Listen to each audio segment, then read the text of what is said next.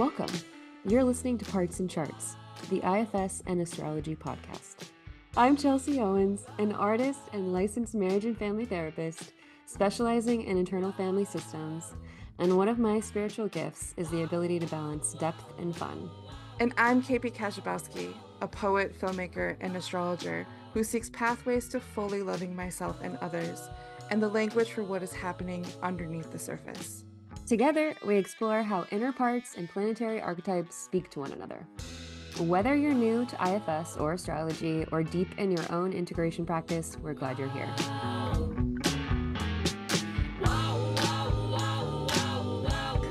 I'm excited to get into more of the meat of what we're doing here, and yeah, just discover some new things. I feel unsure of what even is going to be discovered right now. So that feels exciting. So you want to start with no bad parts, no bad charts? Yeah, I mean, the perfect way to put that. So who wrote the book? Is it book? No Bad Yeah. Charts. Yeah. So Dick Schwartz's newest book, well, he might even have a newer one since then. Or I think there's a workbook that goes along with No Bad Parts. And that book, I've seen it like in so many places. It's like really out there in the mainstream. Um, and beautiful book. It's really digestible for like the lay people, the people who, aren't therapists, because there's definitely tons of IFS books that are, for clinicians and for anyone, but like tailored to clinicians who are practicing IFS. But this one feels really easy for, I think, just like everyone to read, learn a little bit about IFS, some exercises to apply it to your own life. But so the title is No Bad Parts. And that's kind of the saying, all parts are welcome is kind of the IFS motto. Um, Meaning that, yeah, there's no bad parts. And a lot of people do come to therapy often because they don't like something, Right. because they want something to change. And I think that's kind of the revolutionary idea that IFS um, is bringing to the surface about um, working with, being with the parts, or, the feelings or memories, thoughts, traumas that people have that maybe seem destructive or Yeah. seem ill-intentioned even. And we discover like it actually isn't, it actually is something that has developed over time for our survival, for our Mhm. protection. And the more, digging we do, we find out like, yeah, like a lot of these parts just want us to be okay. And they do it in a lot of different ways that can sometimes look mean or destructive, or something that people don't like, or something that society doesn't like. Yeah. And really just come to it with curiosity and compassion and all the C words, to just get to know it and eventually heal it. But it seems like a totally different paradigm to other therapies, to like just what we've learned so far in psychology. And yeah, we're not like killing off these parts. Um, yeah, we're just befriending them, getting to know them, healing them. Yeah. I so connect to that.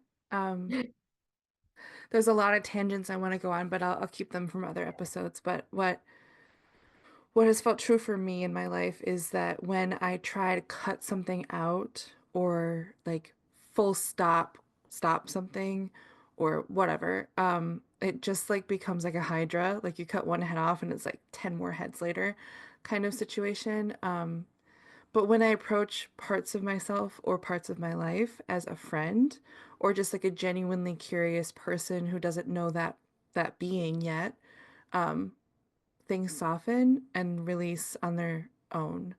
Um, yeah, so I very much connect to that philosophy, and connecting that to astrology as well. Is like I see a lot of clients who already know a lot about certain placements, and they may have read or been told that that placement is like where the moon hates to be, or they're doomed to like breakup after breakup after breakup because maybe there's like a Mars situation going on in their birth chart, and there's like this like immediate like they've claimed a badness or a shame to it, so then it's like almost impossible to see the benefit or even the neutral parts of like what that placement could do for them. Um, so that's like one of my like I do it as gently as I can, but that's one of my like flags. Like if I hear any negative or exiling kind of discussion of a placement that someone has in their own chart or in a partner's chart or something like that, I stop the session and be like, no, like let's talk about it this way. Like I either like do a gas up, like it's like pep rally moment, which depends on how they're talking about it because like maybe they really have no capability of seeing any positive like side effect or effect of this placement, so they do need a pep rally, or maybe they don't need a pep rally, they just need to see the possibility in like reducing the charge, the negative charge of how they're seeing that part of them. Hmm. Yeah, that's a really big part of my practice. And also is hard for me when I have a Mars ruled Venus and a Venus ruled Mars. And in if you're looking online and you're typing that in, it looks like I'm doomed to like never Ah. have a satisfying relationship or whatever. Like there's so many negative things that those placements can say, can like indicate. Um, but I know it's true about my life, and I love looking for the opportunity of like going deeper or finding a richness in what like it is obvious that those placements cause friction or like some kind of non-harmonious or not so easy experience, I would say. Mhm. Um, but I really like how my life is shaping because certain parts of them are not like this life is not easy. Um, Mhm. yeah. Yeah, totally. Yeah. Yeah. And as we know, you have a lot of beautiful friendships and a Yes. beautiful relationship with your partner Yeah. that it's flourishing and long Yeah. lasting. Yeah. I mean, that's something to point out. I mean, there's a lot of like ancient astrology techniques that we can get into about my own chart that do say that there's a little bit of like the gods are smiling on me, that I very much appreciate. Mhm. Even with my Mars ruled Venus, there's like some special things happening too. And well, maybe we can talk about that in a different episode because that's like going into like 2000 years ago, this philosopher developed a technique, kind of thing. Yeah. But yeah, I'm wondering if that is connecting to IFS for you, like how you approach talking with your clients. Mm. Yeah, talking with clients. Wait, say more. Yeah, I'm like trying to. how both the two things I'm curious about right now is like people coming to you with how they talk about their own parts, whether they know it's a part or not, and then Yeah. maybe like how they talk about the God smiling on them, and Mm. and is there like how do you connect those kind of ideas to IFS? Yeah, yeah, that's a good question because there's a lot of people that come to me who already know about IFS and they're coming to me for that they want IFS therapy. And so they have varying degrees of what they already know or what they have, read about or experienced in IFS therapy. So there's those folks and they have the language already. And then there's the folks who don't know much about it. And yeah, I think every clinician does it differently. Some people like to give a lot of information, like this is how I practice, and do a little bit of psycho ed about IFS and what it's like and what we do. And I've kind of done it both ways, but I don't honestly like to give too much information. I think when people come in and they're like, I don't like this thing, or I don't like that I do this, or those are all just like things I'm marking, like I'm just noting this. They're all trailheads. They're all going to be places that we're going to Yeah. go to. So I won't, argue with someone like, oh, I don't like this thing. And I'm not going to, argue with that because that's just another part that's expressing that they don't like what's going on or they don't like this other part. So it's all just like more parts to work with and more trailheads for Mm. us to discover. And Yeah, so I don't do a ton of explaining. If I feel like it's necessary or the client really needs that, I will. If they have parts that are really needing more kind of, I don't know, structure or theory, I'll go there if it feels necessary. But I don't usually like start at that point, like with Yeah. like here's the model and this is what we're gonna do. Here's what it's gonna look like. Because that can honestly bring up like intellectual parts or thinking parts that want to get it right. Hmm. And like then those parts kind of come to therapy and try to do it all right and which is fine. It's just another part to work with. But yeah, sometimes giving too much information can bring up a lot of thinking parts and it becomes a really cerebral process. Yeah. Yeah, that makes And sense. there's also like thinking like protective thinking parts who really they need to know like they won't even let us go forward with any of the work until they know like what the F are we doing here? Like Yeah. I'm starting this therapy journey. I don't feel safe. Like we need to know the roadmap. We need to know who you are, what the goal is here. Like they really need a lot of info and I totally get that. And Yeah. hearing like the fears and what they're needing, like really hearing that and giving content if I need to, but not necessarily worried about the content of what that part is like totally needing or yeah, fearful of happening, but just really being with the feelings of what it's feeling. Yeah. That's so interesting. First of all, trailhead is like the perfect word. Like as a practitioner too, like, oh, I'm noticing this. We may not be approaching that yet, but that is a path we could take soon that could be helpful. Like that, it's a really great word for me to hear. Yeah, that's like the IFS term for Okay, like cool.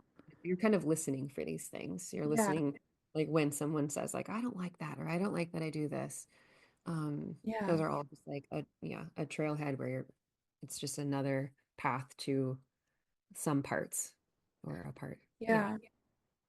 This is making me curious about like when a client comes to you and they're giving you these trailheads that you may not feel like it's time to explore.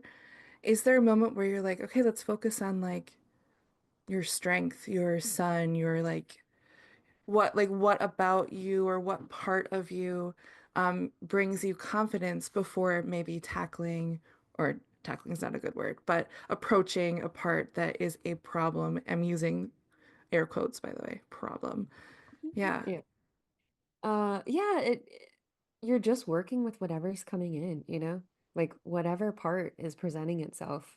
And I think maybe in that question you're wondering if I'm coming in with an agenda or if the Yeah. client's coming in with an agenda.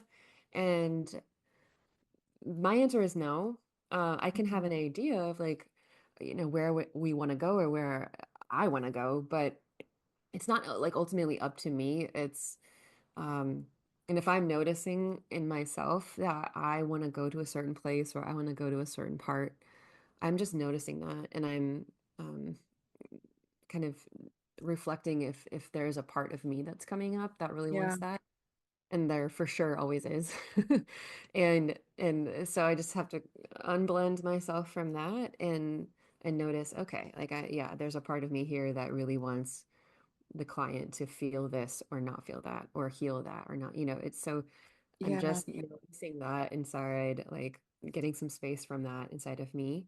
And then noticing if the client is also like expressing some kind of agenda or if there's a part of them that has an agenda, is really agenda driven and wants to go to a certain part or not go to a certain part. So you're just working with that uh whatever's there. There's no like right or wrong answer to what you're going to work with and what's Yeah. showing up. You're just being with whatever is there in the moment. Yeah. Okay. I think it's so good that you bring up the like making sure you're unblending from Yeah. like the releasing any desire for force or Yeah. like undue guidance. Yeah, that's important. Hmm. Um, so then maybe my another side of that question is, are there parts of ourselves that are inherently good or pleasurable or exciting or like positive attributes only, I Mm. guess. Yeah, I don't know if I'd use good. But I get the essence of like what you're Yeah. asking. Pleasurable. Yeah, yeah, who hold all of those qualities. Sure. Yeah.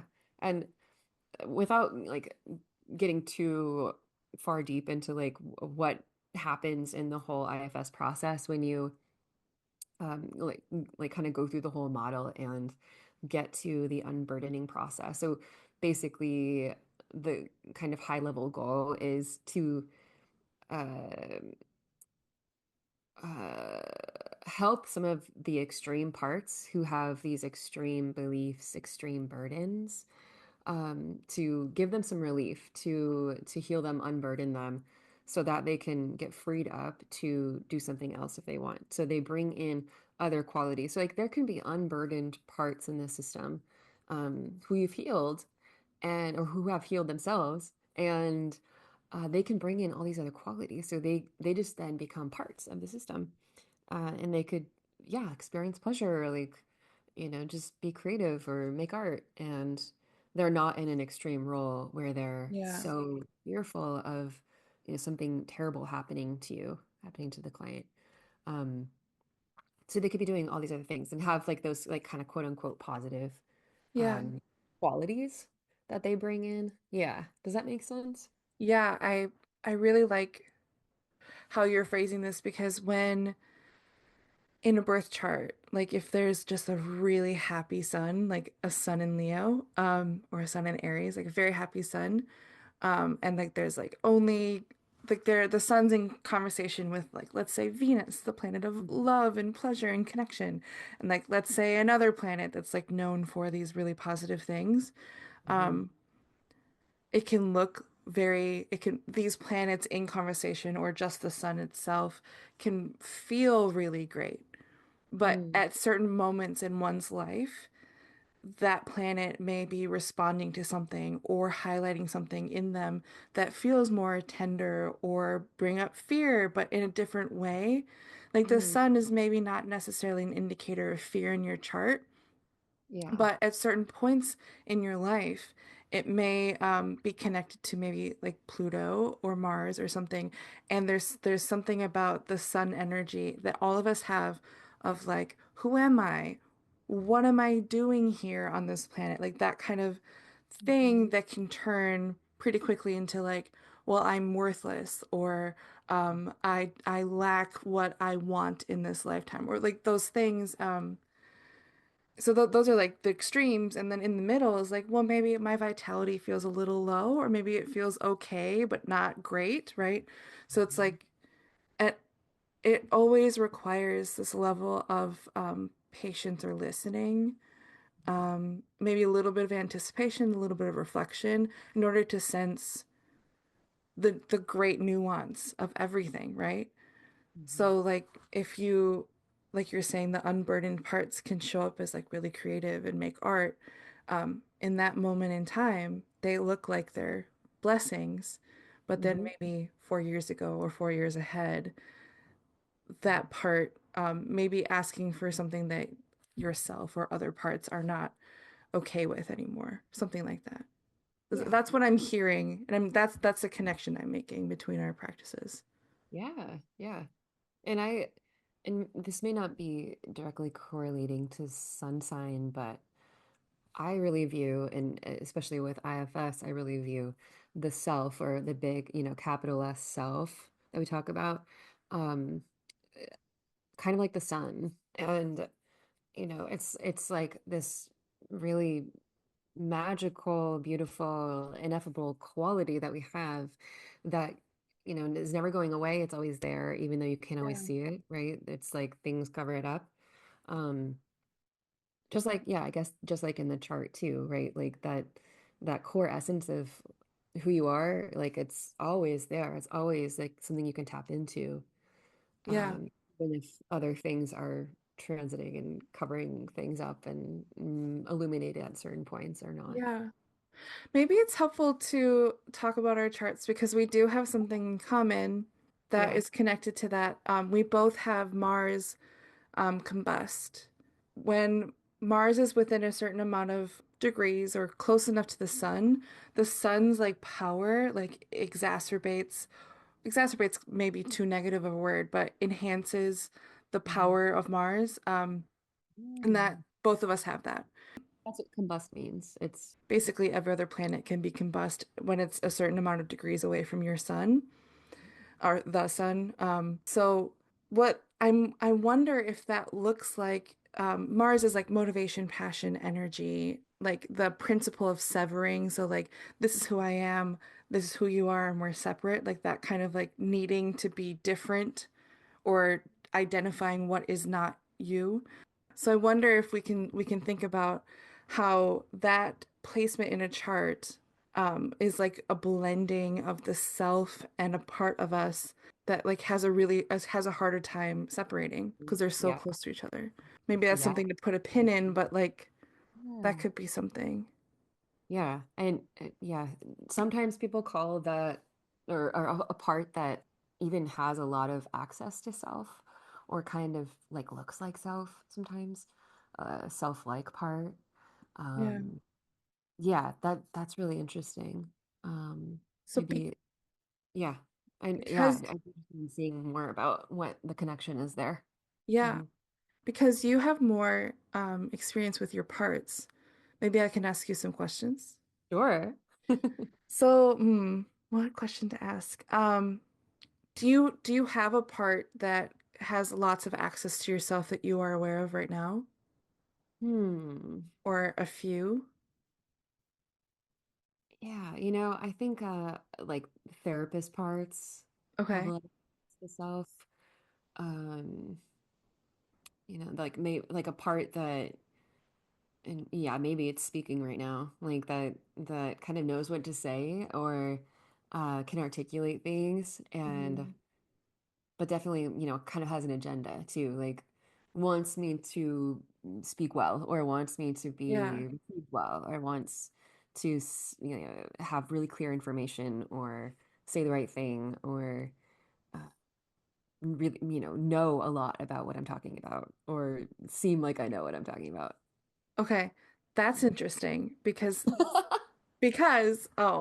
Mercury's in your first house. Yeah. That's not related to Sun. So what's interesting about you and I is that we both have Mars like right next to our sun.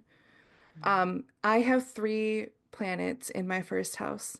You have one planet in your first house. First house is sometimes talked about as the self or like the life, the helm, like who's steering the ship.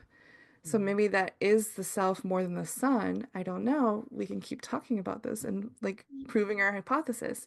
But what you were saying is that the part of yourself that is closest, like has more access to yourself, is the person who can articulate, or Mhm. the part that can articulate yourself's wishes and like wants to be like a Mhm. consummate speaker, convey Yeah. the right information.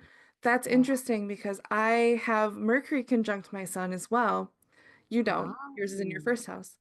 yeah. And I have a harder time articulating what I actually think. Like I feel like I have to think much longer than other people, and I tend to convey my ideas or myself better when I'm typing rather than speaking. Mhm. But the three planets in my first house, which is Uranus, Neptune, and Saturn. Uranus and Neptune are modern planets, so I'll just stick to Saturn. Yeah. I do feel like my more strategic part, if I'm going to say that, so Saturn, or the one who can like think really, really long term, or like make something out of nothing, like that kind of magician energy, is Yeah. the part of myself that has most access to myself. Mm. Um, so I wonder if we can look at the first house in a different episode and talk Mhm. about like like you call it accessing the self. Yeah. Well, Yeah. well, yeah, we'll say the most access to self or a lot of Yeah. access to self. That's Um, interesting.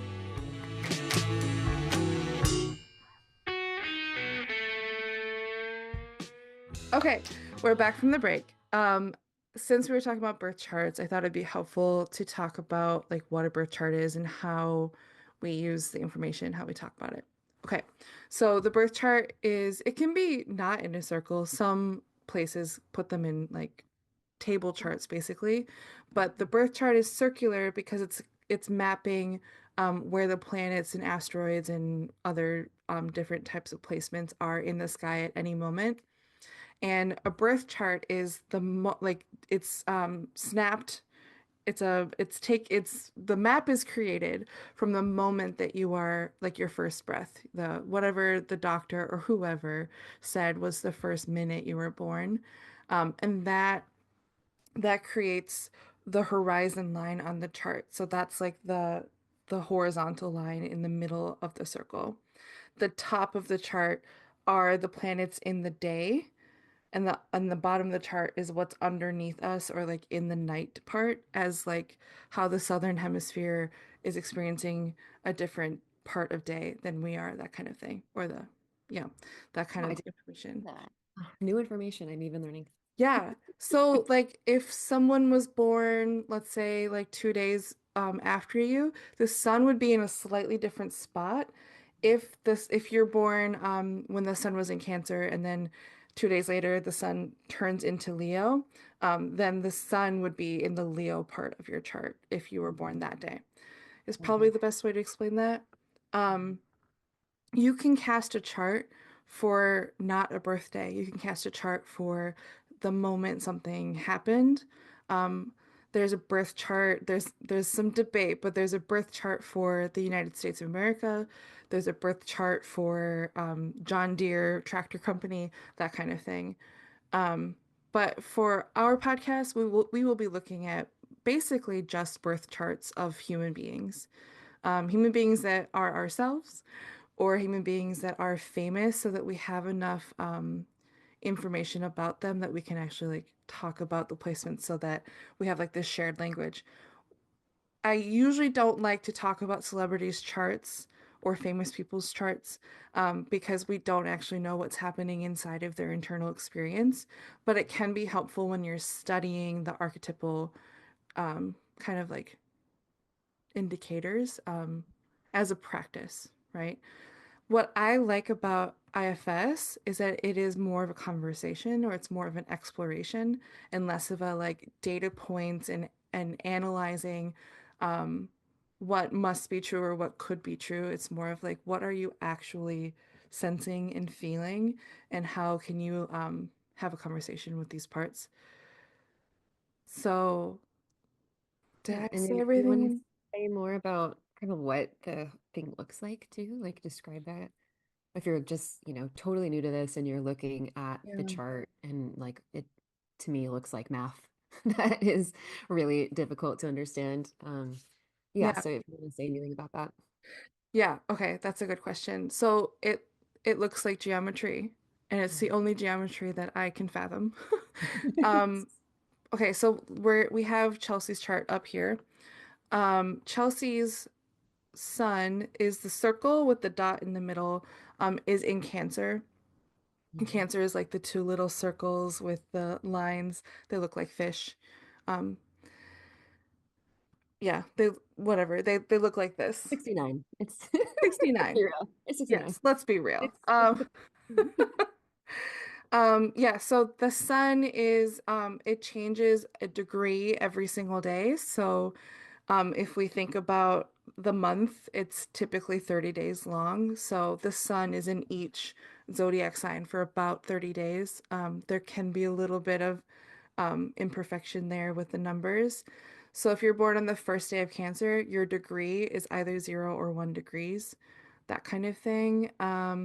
We also see that her moon, that like crescent shape, really close to her sun on her chart, is in Leo. So if she was born maybe even like 6 hours before, the moon would have been in Cancer because the moon moves around this circle in 28 days. So every two-ish, 2.5 days, the moon changes signs. Mhm. So in about 2 days, the moon was then in Virgo from Chelsea's birthday. Um, yeah, what else should I say about the birth chart? Yeah, and if you don't have your birth time, you could still get a lot of aspects of your chart minus the rising or the ascendant, right? Yeah, if you don't have your birth time, yeah, there's still a lot of information. What the birth time gives us, though, is where the planets are placed in relation um, to the time you were born, and then we know where your houses are. So, Chelsea's sun is in her 12th house. That the 12th house gives me a lot of information about how her sun, her life force, is experienced in her life. Having the moon in the first house also gives me a lot of information. Where if you don't have your birth time, the information I get is she has a sun in Cancer and a Leo moon, um, and they're making aspects to other planets in your chart. So there's still a lot of like applying it to IFS. It looks like you can still see what conversations are being had between the parts, but you may not have the information of like what parts of your life or like areas of your experience are being impacted or influenced by those placements. So it's so much more juicier to me to have the house placements or the house information. Yeah. Yeah, yeah, yeah. So if you're looking at the chart, it's important to know the symbols. There's all the symbols that you can memorize about the planets, and then there's the houses, the 12 houses also, where all of these things are sitting in. And sometimes there's nothing in a house, but that still means that there's something going on in that house for you. So even if there isn't a placement in a house of your chart, there's like and layers beyond layers of information you can get about that area of your life. Mhm. Um, there's just not like a player, like a an actor, I guess, in that place in your chart at that moment. But that's good Yeah. that you bring that up because we did want to talk about how this is your birth chart, but where the planets are currently in the sky are lighting up different areas of your house, like your chart, Mhm. at any given moment. Like actually, a couple hours ago, Venus just moved from Pisces into Aries. Mhm. So then we can think about like what is Venus doing in that part of your life as opposed to yesterday, and like maybe you can feel the shift, maybe you can't. Maybe it's a tool for contemplation. That's like up to you.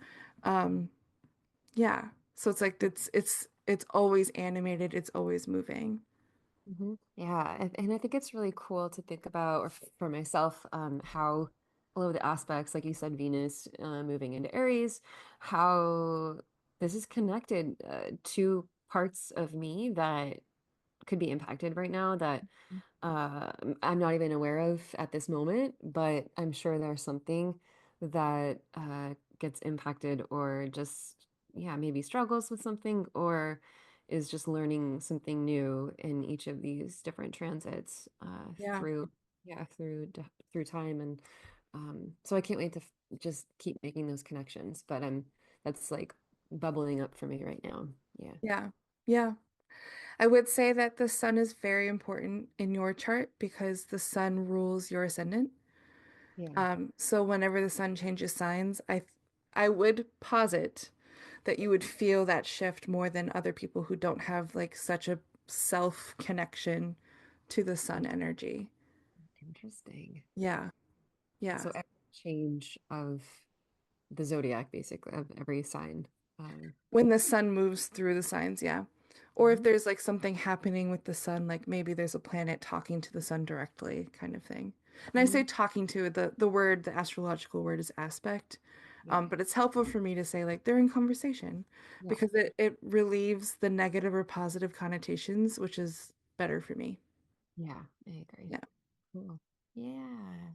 Mhm. So I think that you said earlier that you had a connection to how astrologers use the data and like present the data, right? Yeah. So, well, yeah, typically, yeah, so the birth chart information, it feels like this snapshot that's ever changing. And one tool that I use sometimes with clients or that you can even, use on your own to map out your parts is just making a parts map. And it helps me with my own parts and with clients' parts when there's just a lot that you're noticing. Uh, even in a session, let's say, there could be so many parts popping up here and there, that it's like, whoa, okay, we've got so much here. We need to kind of take a step back and just like look at this landscape. What do we have here? Who's speaking? And so and I'm so visual, so it helps me to just map it out. It could be really simple, like circles, lines, like it could be a small symbol of something that represents the part. It could just be a word like part that feels anxious or performer, uh, goofball part, um, sad part, um, or a part that makes me do X, Y, and Z. So you're just noticing all of those different parts, and you could even kind of make it a flow chart too, like what flows into what. Like first I notice, feeling angry about something, or my partner does something and it makes me angry. So I notice angry part, and then I notice immediately after that, like a shameful part that comes in, or part that feels really guilty, or a part that worries that I'm like my mom, or a part that, you know, um, doesn't want me to be this way and wants to repair immediately. Um, so noticing the progression of what triggers Yeah. what, and just noticing that cycle, or yeah, how things flow. Uh, because I also feel like whenever for almost every part, there's another part that is polarized with it or is in opposition to it, that believes something completely different, and most of the time has like a similar intention for the person, like wants them to be safe or wants them to be protected or wants them to be okay, but has a completely opposite view. And so that also feels helpful with maps, like noticing that and then noticing that, like when I say this word, or when I think about this experience or this situation, like, loading the dishwasher, and what comes up, and my partner has an idea of how that should be done, and I have an idea of how that should be done. And then noticing, like, as soon as you think about that, what comes up, and then as soon as you think about that, what comes up, and on you go. And you can just probably have an endless list of parts, or endless mapping of Yeah. noticing. Yeah. I So it'd be cool, like to, map out parts in that way, and then see how this, if we were like just gonna overlay that with the birth chart, like what's the overlap? Like, what am I yeah. noticing about each of these parts and each of these placements, and how they could be similar? Yeah. That's it. I mean, my wheels are going. It's like, oh, what if we tried this with the opposition thing? I'm curious if in your experience with your clients' parts or your parts, like do parts look like people in your life They can. ever? Okay. I think that's a really good question to ask clients or ask yourself. And if it's a yes, then you just go with that, and Hmm. get curious about it and dig a little deeper.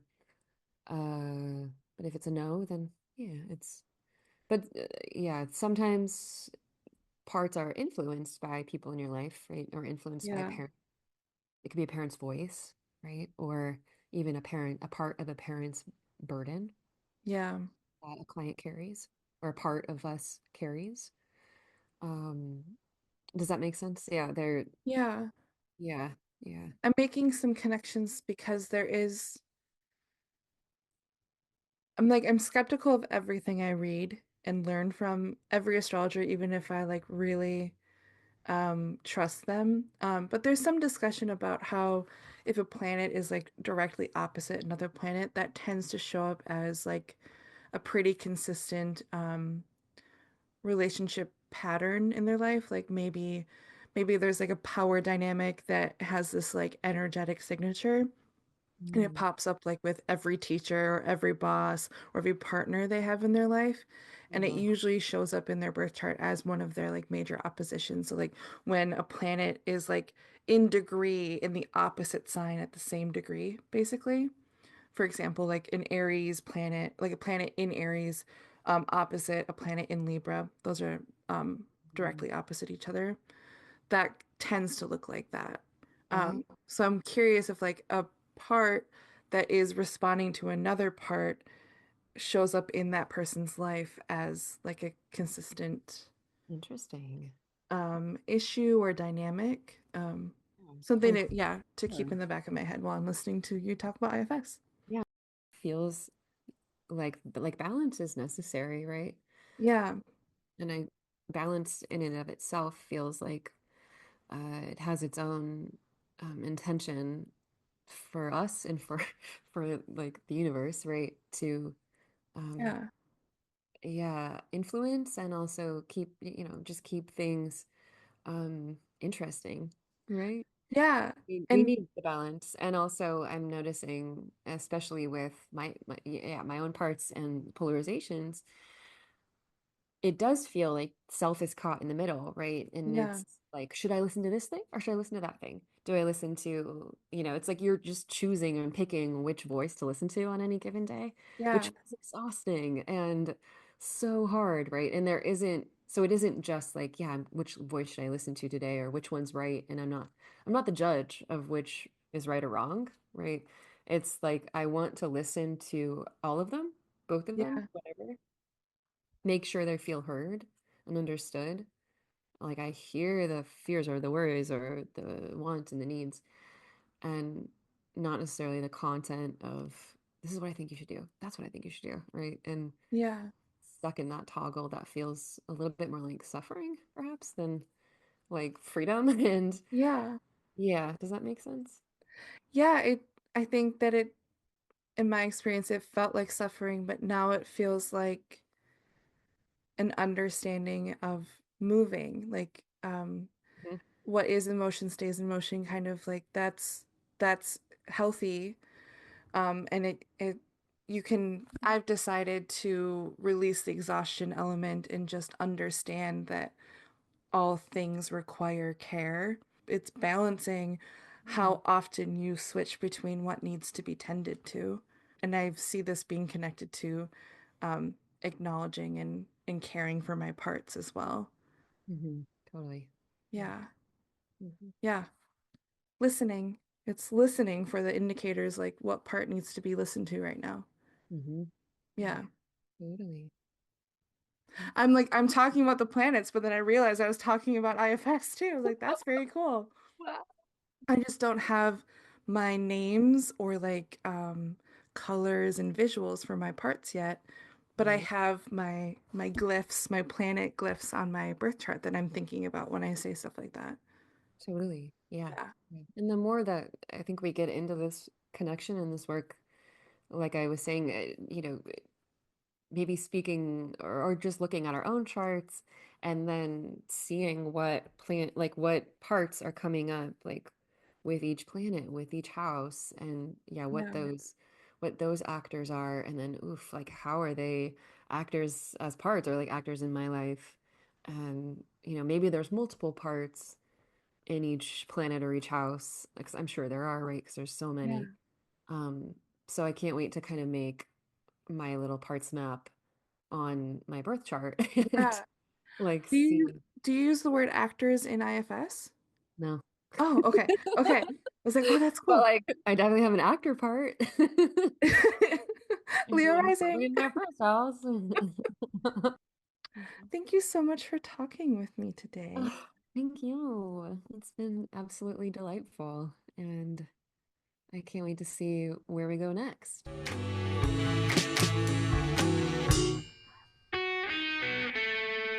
Thank you for joining us for Parts and Charts, the IFS and Astrology podcast. If something sparked insight or resonated with you, we'd love to hear from you. No, really, we're here to make friends. Reach out to us. Leave a comment, subscribe, and if you feel called, share this episode with someone you care about. Or if you want to work with us one-on-one and go deeper with this work, check the link in the show notes for how to find us. Until next time, may all of you feel a part of the family.